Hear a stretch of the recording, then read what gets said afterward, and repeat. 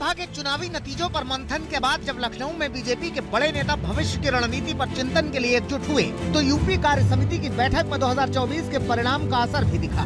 कारणों का विश्लेषण हुआ और 27 और 29 के लिए आगे वाली रणनीति की दिशा का दर्शन भी हुआ। भारतीय जनता पार्टी भविष्य की पार्टी है। ये भविष्य हमारे हाथों में है। इसको संभाल करके चलना ये हमारी जिम्मेवारी है। जो भी राजनीतिक दल है, अगर वो कहीं सक्षम है नॉर्थ ईस्ट में, तो मध्य भारत में शून्य है। अगर कोई सक्षम है उत्तर भारत में, तो वो दक्षिण भारत में दिखने को नहीं मिलती है। अगर वो सक्षम है पश्चिम भारत में, तो पूर्व में उसका नाम लेवा भी नहीं है। ये अकेली भारतीय जनता पार्टी है जो पैन इंडिया पार्टी है, अखिल भारतीय पार्टी है, हर जगह है।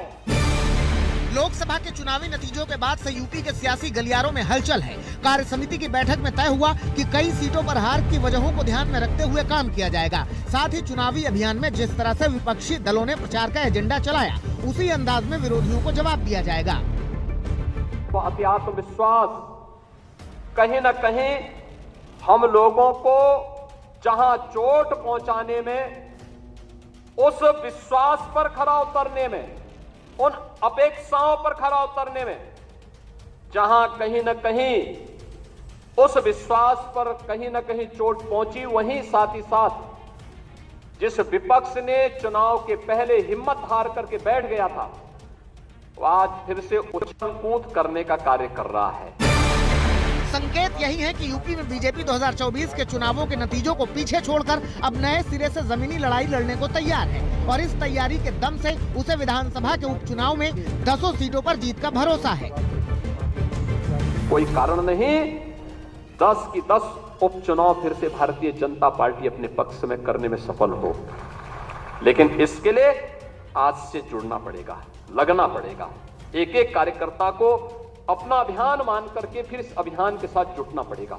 कार्य समिति की बैठक के साथ यूपी बीजेपी का विजन साफ है। साथ ही हमला विपक्षी दलों पर है, जिसका असर प्रस्ताव में भी साफ दिखा।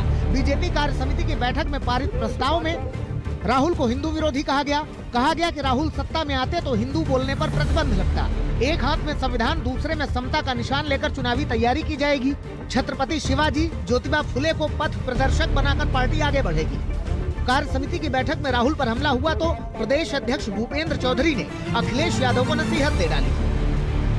अखिलेश यादव जी, मैं आपको सावधान कर रहा हूं कि कांग्रेस भस्मासुर है और बहुत ही जल्दी आपको ठिकाने लगाने का काम करेगी। कांग्रेस की नजर में आपके मुस्लिम वोट पर है। कांग्रेस की सोच और उनकी कार्यशैली, लोकतंत्र की कोई गुंजाइश नहीं है। कांग्रेस का एक इकोसिस्टम है जो हारने वालों को जीता हुआ बताकर जीतने वालों पर प्रश्न खड़े करता है। और यूपी बीजेपी अध्यक्ष के इस बयान पर जवाबी हमले में देर नहीं लगी। भूपेंद्र चौधरी जी, आपने अपनी कार्य समिति की बैठक में नड्डा जी को क्या सिर्फ इसलिए बुलाया है कि आप अखिलेश यादव जी को सावधान कर सके, क्या देश में हिंदू मुस्लिम वोट बैंक की बात कर सके, या आप अपने कमजोरियों का मंथन करने के लिए बुलाया है? सच बात यह है कि आप लोग ट्रैक खो चुके हैं। सच बात यह है कि अग्निवीर जैसी समस्या का आपके पास कोई समाधान नहीं।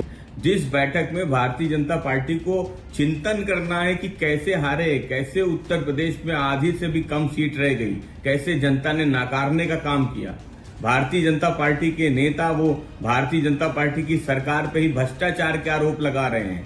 भारतीय जनता पार्टी के विधायक वो भारतीय जनता पार्टी की हार की भविष्यवाणी कर रहे हैं। चिंता भारतीय जनता पार्टी को अपनी करनी चाहिए थी, लेकिन भारतीय जनता पार्टी की मीटिंग में भूपेंद्र चौधरी जी वो समाजवादी पार्टी को सलाह दे रहे हैं। समाजवादी पार्टी को भारतीय जनता पार्टी की किसी सलाह की आवश्यकता नहीं है। आने वाले समय में यूपी में 10 सीटों पर उपचुनाव होने हैं। लोकसभा चुनाव के नतीजों के बाद ये चुनाव बीजेपी के लिए भी बेहद अहम है। बैठक के बाद बीजेपी का जमीनी प्लान तैयार है और विपक्षी दल फिर से नए सियासी घमासान के लिए भी तैयार है। Subscribe to our YouTube channel and press the bell icon to get the latest update.